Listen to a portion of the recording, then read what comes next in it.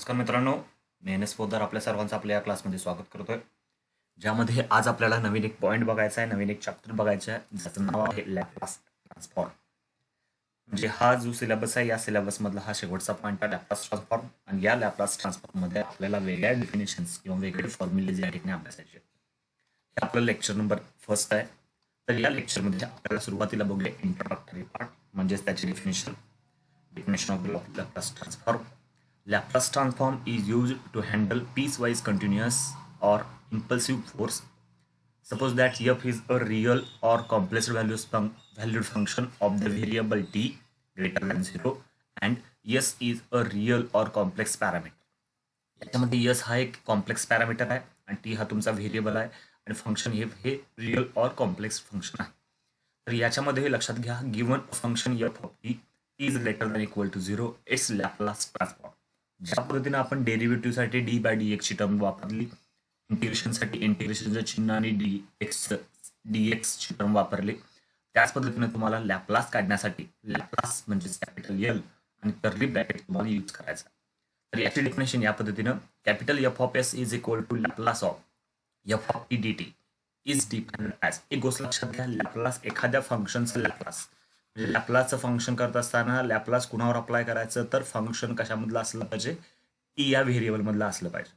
त्याच्यावर तुम्ही function apply ज्यावेळी करताय त्यावेळेला तुमचं उत्तर कॅपिटल एफ ऑफ एस असणार आहे. कॅपिटल एफ ऑफ एक्स लक्षात घ्या, कॅपिटल एफ ऑफ एक्स हे लॅपलास आहे, Laplace of f of t आहे.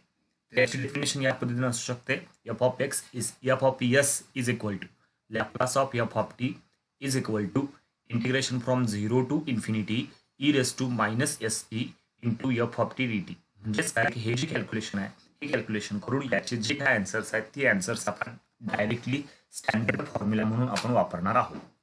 ओके, त्यामुळे सर्वांनी व्यवस्थित लक्ष द्या, हे फॉर्म्युलेज नेमके कसे असणार आहेत.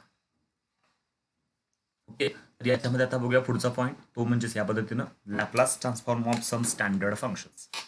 काही स्टँडर्ड फंक्शन्स आपण या ठिकाणी आता यूज करणार आहे, म्हणजेच डायरेक्टली ते फॉर्म्युलेज असणार आहेत, ते फॉर्म्युलेज आपण यूज करून त्याच्यावरचे एक्झाम्पल सोडवणार. तर या डेफिनेशनचा वापर करून आपण आता फॉर्म्युलेज तयार करणार आहे. ते फॉर्म्युलेज या पद्धतीनं, Laplace of 1 is equal to 1 upon x. लक्षात घ्या, 1 या फंक्शनवर ज्यावेळी तुम्ही लॅपलास अप्लाय करताय त्यावेळी त्याचं उत्तर येतं 1 अपॉन एस. लक्षात घ्या, उत्तर हे सगळं एस मध्ये असणं आवश्यक आहे. Laplace of 1 is equal to 1 upon s. दुसरं लॅपलास ऑफ कॉन्स्टंट म्हणजेच किती येतो के अपॉन एस. फक्त बघा 1च्या ठिकाणी केला रिप्लेस केले, के अपॉन एस. त्यानंतर तिसरं तेच म्हणजेच Laplace of t raise to n is equal to. तर लक्षात घ्या, जो फॅक्टोरियल एन आहे तो एन आहे तसा वापरायचा. एन फॅक्टोरियल नोटेशन सर्वांना माहीत असणार आहे, divided by s raise to n plus 1. जो घातांक आहे त्या घातांकामध्ये 1 वाढ करायची. ओके, म्हणजेच त्या घातांकाने 1 वाढ करायची, म्हणजेच काय करायचं, एन प्लस 1 केलं, म्हणजेच n factorial divided by s raise to n plus 1 आणि एस इज ग्रेटर दॅन 0. लक्षात घ्या, या फॉर्म्युलांमध्ये आणि इंटिग्रेशन डेरिव्हेटिव्हच्या फॉर्म्युलांमध्ये खूप डिफरन्स आहे. दोघांच्या मध्ये फरक पडण्याची किंवा दोघांच्या मध्ये कन्फ्युजन होण्याचे चान्सेस जास्त आहेत, त्यामुळे काळजीपूर्वक या ठिकाणी ही एक्झाम्पल्स बघ. Laplace of e raise to a t, लक्षात घ्या, Laplace of e raise to a t is equal to 1 upon s होतं. फक्त ज्या वेळेला ईची टर्म येते त्यावेळेला जो न्यूमरेटर एक्सपोनंट आहे त्यामध्ये टीचा सहगुणक कोएफिशियंट ऑफ टी कोण आहे, ए, तो ए हा मायनसच करायचा यस मधून. मग यस मधून मायनस करायचा म्हणजेच काय होणार आहे, यस मायनस ए असं होईल. लक्षात घ्या, जर इथं मायनस ए असतं तर इथं मायनस मायनस प्लस म्हणजे एस प्लस ए झालं असतं. म्हणजे Laplace of e raise to a t is equal to 1 upon s minus a अशी टर्म आपल्याला मिळते. Laplace of sine of k t, sine of केटीचं लॅपलास करत असताना लक्षात घ्या, साइन ऑफ केटी आणि कॉस ऑफ केटी अशी जे दोन फॉर्म्युलेज आहेत, या दोन्ही फॉर्म्युलांमध्ये डिनॉमिनेटर सेमच आहे.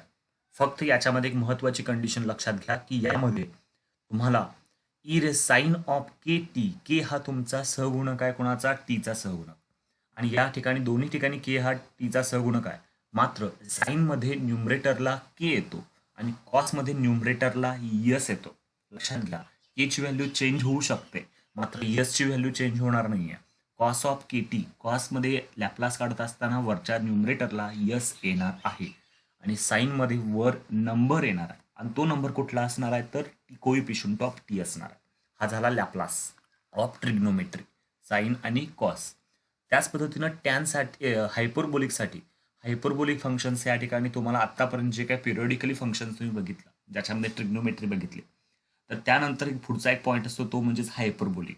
त्या हायपरबोलिकनुसार sine hyperbolic of k t is equal to आणि cos hyperbolic of k t, या दोघांचा लॅपलास काढत असताना दोन्ही फॉर्म्युलेज ट्रिग्नोमेट्रीमध्ये जसे होते तसेच आहेत. फक्त याच्यामध्ये एक महत्वाची कंडिशन काय आहे, ट्रिग्नोमेट्रीमध्ये प्लसची टर्म आहे आणि नॉट हायपरबोलिक फंक्शनमध्ये मायनसची टर्म आहे. बाकीचं सगळं फॉर्म्युला सेम आहे. लक्षात घ्या, कॉसमध्ये न्यूमरेटरला यस येणार आहे आणि साईनमध्ये न्यूमरेटरला कॉन्स्टंट येणार आहे. हे फॉर्म्युलेज त्याच पद्धतीने आता या फॉर्म्युले मी या साईडला मुद्दाम या ठिकाणी लिहिलेत. याचा वापर करून तुम्हाला आता ही एक्झाम्पल सिम्प्लिफाय करायची. आता लॅपलास ऑफ 1/2 म्हणजे यातल्या कुठल्या पॉईंटमध्ये बसतं, लॅपलास ऑफ 1/2 म्हणल्यानंतर या पहिल्या पॉईंटमध्ये बसतं किंवा दुसऱ्या पॉईंटमध्ये बसतं, हे तुम्ही चेक करू शकता. याच्यामध्ये 1 आहे, इथं मात्र कॉन्स्टंट आहे आणि 1/2 हा कॉन्स्टंट आहे. कॉन्स्टंटचा आन्सर काय आहे, के अपॉन एस म्हणजेच काय, कॉन्स्टंट अपॉन एस. मग कॉन्स्टंट अपॉन एस म्हणजेच 1/2 अपॉन एस येईल उत्तर. म्हणजे याचा वापर मी या ठिकाणी केला. लक्षात घ्या, हा सगळा के आहे, के अपॉन एस उत्तर यायला पाहिजे आणि के अपॉन एस म्हणजेच 1/2 डिवायडेड बाय एस आणि which is equal to 1/2 s. Laplace याचा कम्प्लीट झाला. दुसरं एक्झाम्पल बघूया, लॅपलास ऑफ t⁻³ यामध्ये या तिसऱ्या फॉर्मॅटमध्ये हे एक्झाम्पल बसतं. या तिसऱ्या फॉर्मॅटमध्ये जर एक्झाम्पल बसवायचं असेल तर त्या ठिकाणी बघा n फॅक्टोरियल, जो घातांक आहे तो आहे तसा घ्या, त्याला फॅक्टोरियल नोटेशन आणि छेदामध्ये घातांक 1 न वाढवायचा. उत्तर सगळं यस मध्येच असायला पाहिजे. यामुळे याचं उत्तर काय येईल बघा, 3 फॅक्टोरियल डिवायडेड बाय 3 + 1 आणि which is equal to 6/6 s⁻⁴. आता 4 का आलं, 3 + 1 आलं आणि 6 का आलं, 3 फॅक्टोरियल जर तुम्ही कॅल्क्युलेटरवर चेक करा तर त्याचं उत्तर येतं 6 येतं. कारण की 3 × 2 × 1 असं मल्टिप्लिकेशन होऊन 3 × 2 = 6 होतं.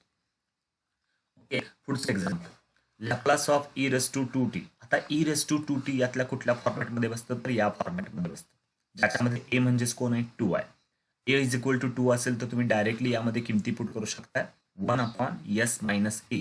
s - a च्या ठिकाणी मात्र तुम्हाला काय लिहावं लागेल, s - 2. म्हणजे याचा लॅपलास 1/s - 2 असणार आहे. या एक्झाम्पलमध्ये जर तुम्ही छोटी छोटी एक्झाम्पल्स तयार करून स्वतः लिहिण्याचा प्रयत्न केला तर त्याची प्रॅक्टिस होऊन हे फॉर्म्युलेज डायरेक्टली पाठवून जाते.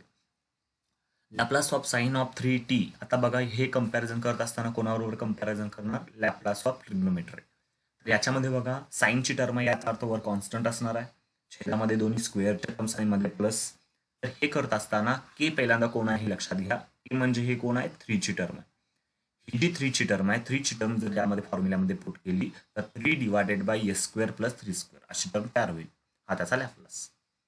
त्याच्यानंतर पुढचं एक्झाम्पल, e⁻⁻70 चा लॅपलास. आता e⁻⁻70 परत या फॉर्मॅटमध्ये बसतं. याच्यामध्ये ए म्हणजे या ठिकाणी टर्म काय तयार होते बघा, ए म्हणजेच होईल -7. म्हणून इथं सुद्धा तुम्ही एच्या ठिकाणी -7 पुट करायचं. मग इथं ऑलरेडी एक मायनस आहे आणि एची व्हॅल्यू परत मायनस, म्हणजे ती मायनस तो मायनस परत काय होईल, प्लस होईल. म्हणजे टर्म काय मिळेल, 1/s + 7. अशा पद्धतीनं तुम्हाला लॅपलास ऑफ e⁻⁻7 ही मिळणार आहे. पुढचं example, Laplace of cos of 3t divided by 2. आता मला या एक्झाम्पलमध्ये सांगा, के ची व्हॅल्यू कोण आहे. तर के म्हणजे कोण असतो, तर टीचा जोडून असलेला नंबर, टीला जोडून कुठला नंबर आहे, के. तसंच या ठिकाणी टी जर सोडला तर राहिलेला पार्ट काय असणार आहे, चेकआउट करा. लक्षात घेतलं का बघा, टी सोडून राहिलेला पार्ट म्हणजेच काय असणार आहे, 3/2. ओके, म्हणजेच 3/2 हा तुमचा काय असणार आहे, के.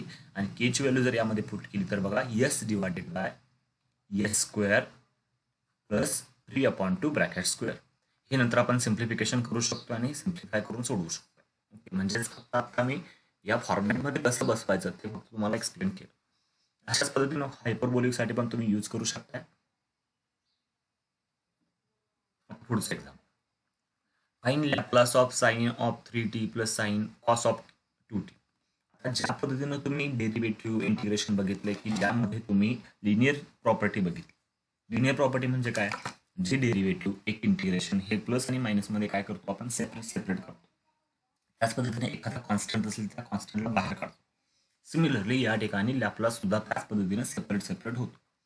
मग या एक्झाम्पल सोडवत असताना दिलेलं Laplace of sine of 3t + cos of 2t is equal to Laplace of 3t + Laplace of cos of 2t. दोघांना लॅपलास सेपरेट दिला. आता दोघांना लॅपलास सेपरेट दिल्यानंतर पहिलाचा लॅपलास आता या फॉर्म्युल्यानुसार यूज करूया. ओके, या फॉर्म्युल्याचा वापर केला तर बघा काय होतं, 3/s² + 3². लक्षात घ्या वर 3 येणार कारण की 3 हा कॉन्स्टंट आहे. ओके, केची व्हॅल्यू किती आहे 3 आहे आणि इथं केची व्हॅल्यू किती आहे 2 आहे. मात्र या ठिकाणी कॉस असल्या कारणाने वर असणार आहे s डिवायडेड बाय s² + 2². लक्षात घ्या 3/s² + 3² ची टर्म कशी आली, याला कंपॅरिझन व्यवस्थित बघा, याचं कंपॅरिझन हे व्यवस्थित बघा. तर या एक्झाम्पलमध्ये साईन असल्या कारणानं वर कॉन्स्टंट आला, या एक्झाम्पलमध्ये कॉस असल्या कारणानं वर यस आला. या एक्झाम्पलमध्ये s² + 3² का आला, केची व्हॅल्यू 3 आहे आणि या एक्झाम्पलमध्ये केची व्हॅल्यू किती आहे 2 आहे. अशा पद्धतीने तुम्ही हा लॅपलास लिहू शकता. हे सिम्प्लिफिकेशन 3चा स्क्वेअर 9 होतं, 2चा स्क्वेअर 4 म्हणजे Laplace of sine of 3t + cos of 2चा आन्सर येतं 3/s² + 9 + s/s² + 4. त्याच्यानंतर सिम्प्लिफिकेशन करण्याची जास्त काय गरज नाही. जर ज्या ठिकाणी एखादी टर्म कमी होत असेल, एकमेकांना कॅन्सल होत असेल, त्याच वेळेला आपण क्रॉस मल्टिप्लिकेशन करणार आहोत. पुढचं एक्झाम्पल, ऑप्टेन प्रश्न फाईन विचारला जातो, कधी कधी ऑप्टेन विचारला जातो. Laplace of 5 + 2t - e⁻t. Plus minus आहे म्हणजेच लॅपलास तुम्हाला सेपरेट करता येईल. तिघांना लॅपलास सेपरेट केला. लॅपलास सेपरेट केल्यानंतर आता पहिला हा जो पॉईंट आहे तो यामध्ये बसतो, केच्या कॉन्स्टंटच्या. लॅपलास ऑफ 2t या फॉर्मॅटमध्ये बसतो आणि लॅपलास ऑफ e⁻t या फॉर्मॅटमध्ये बसतो. या फॉर्मॅटमध्ये बसल्यानंतर बघा लॅपलास ऑफ 5 प्लस 2 कॉन्स्टंट आहे, 2चं इथं काय काम नाही आहे म्हणून 2ला आपण बाहेर काढतो. कॉन्स्टंटला बाहेर काढायला आपण याच्या आधी बघितलंय. Laplace of t = Laplace of e⁻t, ज्याच्यामध्ये या पहिल्या फॉर्म्युलाचा वापर केला तर 5 म्हणजे k/s तसं 5/s प्लस 2 × t. t म्हटल्यानंतर त्याचा घातांक किती झाला 1 झाला, म्हणजे या ठिकाणी n ची व्हॅल्यू किती मिळाली 1 मिळाली. म्हणजेच 1 फॅक्टोरियल डिवायडेड बाय s⁻1 + 1. 1 + 1 किती होईल डायरेक्टली 2 होईल. मायनस आहे तसा e⁻t चा आन्सर काय येईल (1/s - (1) या फॉर्मॅटनुसार. मायनस मायनस का होईल प्लस होईल आणि हा 2 फक्त न्यूमरेटरला आणून घेतला म्हणजेच तुम्हाला याचा लॅपलास कंप्लीट मिळाला. ओके, नवीन एक्झाम्पल बघा. या नवीन एक्झाम्पलमध्ये प्रश्न असा विचारला, obtain the Laplace transform of the following. त्याच पद्धतीनं तुम्हाला इथं सुद्धा तेच करायचं आहे. लॅपलास दोघांना सेपरेट केलं, कॉन्स्टंटच्या टर्म्स बाहेर काढल्या आणि ओळीनं आपल्याला लॅपलास काढायच्या. या कॉसच्या टर्ममध्ये 6 आलाय, हा तुमचा के, इथं पण 6 आहे म्हणजे दोन्हीकडे 6 हा तुमचा केची व्हॅल्यू आहे. वरच्या साईडला यस येणार आहे, या साईडला वरच्या साईडला 6 येणार आहे, म्हणजे याचं उत्तर येतं बघा आहे कसा, Laplace of cos s/s² + 6² minus 5 × 6/s² + 6². हे कॅल्क्युलेशन फक्त आता सिम्प्लिफिकेशन 3 × s 3s 5 6 30. दोघांचा डिनॉमिनेटर सेम आहे म्हणून दोघांना एकत्र केलं 3s - 30. या पद्धतीनं यस तुम्ही थ्री कॉमन काढू शकताय. 3 कॉमन काढल्यानंतर s - 10 डिवायडेड बाय s² + 36 असं आपल्याला लॅपलास मिळाला. म्हणजे छोटी छोटी एक्झाम्पल्स आहेत, फक्त एवढंच की जरासं तुम्हाला त्या फॉर्म्युलाचा वापर करून एक्झाम्पल्स लिहावी लागतात, त्यामुळे जरा किचकट वाटण्याची शक्यता आहे. परंतु ह्या टाईपची एक्झाम्पल्स ही खूप सिंपल आहे.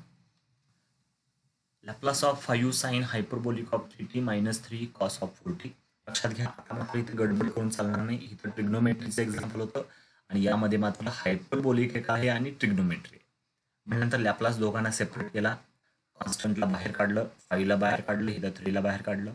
लॅपलास हायपरबोलिक करत असताना, साइन हायपरबोलिक करत असताना डिनॉमिनेटरला मायनस येणार आहे आणि न्यूमरेटरला कॉन्स्टंट येणार आहे.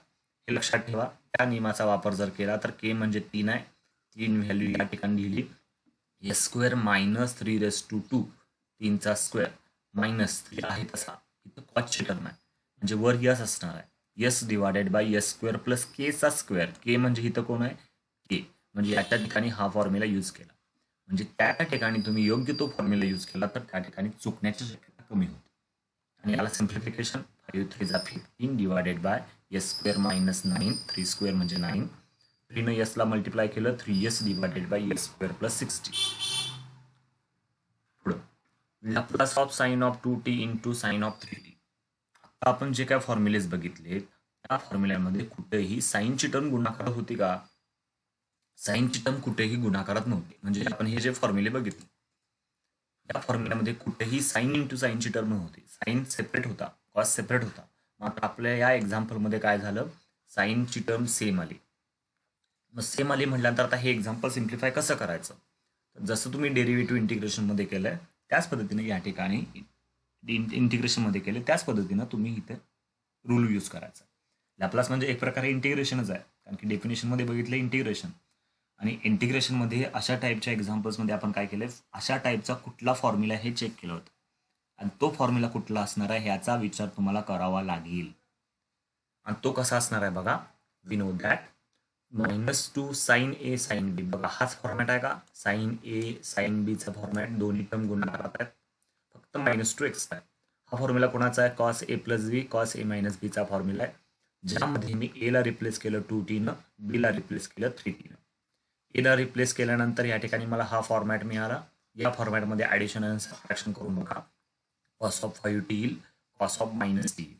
लक्षात घ्या, कॉसला मायनसचा काय फरक पडत नाही, म्हणजे हा मायनस निघून जाईल, म्हणजे टर्म तयार होईल sine of 2t into sine of 3t is equal to. आता लक्षात घ्या, मी त्याच वेळेला ॲट टाइम दोन प्रोसेस करावं. हा जो मायनस आहे हा मायनस डायरेक्टली मी ह्या साईडला डिवाइडला आणतोय, म्हणजे पहिल्यांदा कॉस ऑफ 5tला डिवाइड केला, -1/2 कॉस ऑफ 5t. हा प्लस का झाला बघा, हा इकडचा मायनस या ठिकाणी आल्यामुळे काय झाला, प्लस झाला, +1/t कॉस टी. मग हा मायनस गेला कुठं, तर इव्हन फंक्शन ऑड फंक्शन जे बघितले होते त्याच्यामध्ये कॉस ऑफ -θ हा कॉस θ येतो, त्याचा वापर करून मी या ठिकाणी हे लिहिले. म्हणजेच मला याच्याबद्दल आता हे लिहिता येईल, म्हणून याला रिप्लेस मी या एक्झाम्पलमध्ये करतो. Laplace of sine of 2t into sine of 3t is equal to Laplace of -1/2 cos of 5t plus 1/2 cos of t. 1/2 दोन्ही साईडला कॉमन काढून घेतलं, दोघांना लॅप्लास सेपरेट केला. लक्षात येते का बघा, याला सेपरेट केला लॅप्लास, याला लॅप्लास सेपरेट केला, दोघांचा 1/2 बाहेर काढलाय, यातनं मायनस काढलं, यातनं प्लस काढलं. आता याच्यानंतर होईना याचं फॉर्म्युला, कॉसच्या टर्म आहेत म्हणजे वर न्युमरेटरला यस असणार आहे आणि के म्हणजेच कोण आहे, 5 आहे, म्हणजे s/s² प्लस 5² अशी टर्म पहिल्या लॅपचा लॅप्लास मिळाला. दुसऱ्याचा लॅप्लास s/s² प्लस टीला जोडून 1 आहे म्हणून हा 1चा स्क्वेअर. मग या ठिकाणी याचं उत्तर येईल 1/2. लक्षात घ्या, मी काय केलंय बघा, ही जी टर्म आहे ही पॉझिटिव्हची टर्म, ही पॉझिटिव्हची टर्म मी काय केली, पहिल्यांदा घेतली आणि निगेटिव्हची टर्म नंतर लिहिली, कारण की ज्यादा तर आपण पहिल्यांदा पॉझिटिव्हची टर्म लिहितो. म्हणजे हे कॅल्क्युलेशन येईल या पद्धतीनं, दोघांच्यातनं 1/2 कॉमन काढला आणि या पद्धतीने सिम्प्लिफिकेशन केलं. बाकीचं पुढचं सगळं सिम्प्लिफिकेशन असणार आहे. या सिम्प्लिफिकेशनमध्ये आपण क्रॉस मल्टिप्लिकेशन करतोय, याकडनं या साईडला टर्मला मल्टिप्लाय केलं, या टर्मनं यसला मल्टिप्लाय केलं. असं केल्यामुळं दोघांच्यात यस कॉमन आला, दोघांच्यातनं यसला कॉमन काढलं तर आतल्या साईडला राहतं s² प्लस 25 मायनस s². या मायनसमुळे हे साईन चेंज होते, म्हणजे परत -1 होते, म्हणजेच काय, हा s² आणि हा -s² एकमेकांना कॅन्सल होईल. तो एकमेकांना कॅन्सल झाल्यामुळं 25 - 1 होईल किती, 24, आणि 2 1 जा 2, 2 1 जा 2 आणि 2 2 जा 4, याचा अर्थ 12 उत्तर येईल, म्हणजे 12s divided by s² plus 1 into s² plus 25. अशा पद्धतीने तुम्ही सिम्प्लिफिकेशन करू शकता. म्हणजेच काय की तुम्ही एक प्रकारे इंटिग्रेशनमध्ये जे काय रूल्स वापरले किंवा जे फॉर्म्युलेज वापरले त्या फॉर्म्युलांचा वापर यामध्ये थोडाफार करायचा आहे, मात्र लॅपलासचे फॉर्म्युलेज वेगवेगळे आहेत, एवढं लक्षात ठेवा. आता हे एक्झाम्पल बघा, लॅपलास ऑफ sin² ऑफ 2t. sin² असलेला कुठलाही फॉर्म्युला आपण आपल्याकडे नाही आहे, म्हणून आता काय करायचं, या ठिकाणी याचा असा एक फॉर्म्युला शोधायचा की ज्या फॉर्म्युल्यामध्ये sin² सोडून दुसऱ्या टर्मचं इंटिग्रेशन लॅपलास तुम्हाला काढता येईल. मग हा फॉर्म्युला आहे sin² θ is equal to 1 minus cos of 2θ. या फॉर्म्युल्यामध्ये आता जर व्हॅल्यू पुट करत जर मी गेलो तर बघा काय होईल, sin² ऑफ 2t is equal to 1 minus cos of 2θ, म्हणजे 2t आपण पुट करू. मग 2t पुट केल्यामुळे थीटाची व्हॅल्यू 2t पुट केली, 2 इंटू 2 किती होईल, 4t होईल, 1 minus cos of 4t divided by 2, म्हणजे याच्याबद्दल तुम्ही हे यामध्ये पुट करू शकता. म्हणून लॅपलास ऑफ sin² ऑफ 2t मध्ये 1 minus cos of 4t divided by 2 put केलं, ज्यामध्ये 1/2 ला बाहेर काढल्यानंतर, म्हणजे हा जो जोन आहे तो बाहेर काढला, Laplace of 1 minus cos of 4t. आता मायनस असल्या कारणानं लॅपलास सेपरेट करता येतो, दोघांना लॅपलास सेपरेट केला, त्याच वेळेला 1/2 पण सेपरेट केलं, लक्षात घ्या, काळजीपूर्वक अशा पद्धतीनं बाहेर असलेला गुणाकार आहे किंवा एखादा कॉन्स्टंट असणार आहे तो काळजीपूर्वक द्यावा लागतो. जर एक जरी या ठिकाणी मिस झाला तर एक्झाम्पल चुकणार. लॅपलास ऑफ वन काय येतं, तर लॅपलास ऑफ वन किती येतं, 1/2 येतं, 1/s येतं, हा लॅपलास ऑफ वन. आणि दुसरं Laplace of cos of 40. Cos of 40 लक्षात ठेवा वर यस असणार आहे, yes divided by yes square plus 4 square. म्हणजे वर यस मध्ये छेदामध्ये प्लसची टर्म कधी येते हे तुम्हाला लक्षात यायला पाहिजे. आणि दोघांच्यातनं 1/2 ला मी कॉमन काढ. आता याच्यानंतर याचं सिम्प्लिफिकेशन, यस स्क्वेअर प्लस 4 स्क्वेअरनं 1ला मल्टिप्लाय केलं म्हणजे यस स्क्वेअर प्लस 4 स्क्वेअर म्हणजे 16. या यसनं या यसला मल्टिप्लाय केल्यामुळे आलं मायनस यस स्क्वेअर. मग हा यस स्क्वेअर आणि इथला यस स्क्वेअर एकमेकांना काय होतो, कॅन्सल. म्हणजे देतं 16 divided by yes into yes square plus 16. मग 2 1 जा 2, 2 8 जा 16, म्हणजे याचा आन्सर येईल 8 divided by yes into yes square plus 16. अशा पद्धतीनं तुम्ही ही एक्झाम्पल सिम्प्लिफाय करू शकता. ओके, अजून एक्झाम्पल्स आहेत ती पुस्तकामधून तुम्ही रेफर करा. त्याच्यामध्ये काय प्रॉब्लेम असेल तर माझ्याशी शेअर करा. थँक्यू.